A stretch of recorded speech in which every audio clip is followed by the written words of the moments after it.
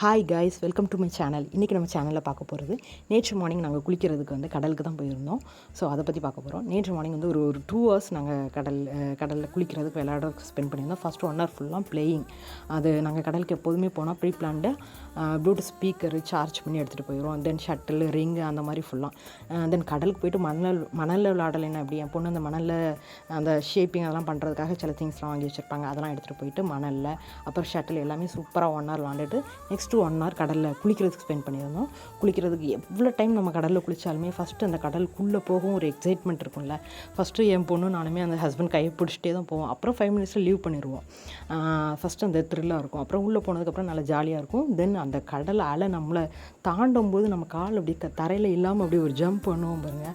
அந்த டைமில் கொஞ்ச நேரத்துக்கு கால் தரையில் இருக்காது. அப்படி ஒரு த்ரில்ல என்னடா சுனாமி வந்துருச்சோ, நடுக்கடலுக்கு போயிட்டோம்னு டக்குன்னு அந்த மைண்ட் அதெல்லாம் யோசிக்கும். அது ஒரு த்ரில்லாகவே இருக்கும்.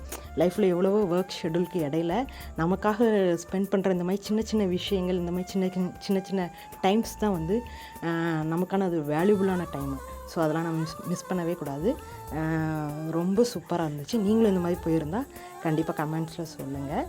ரொம்ப ரொம்ப தேங்க்யூ.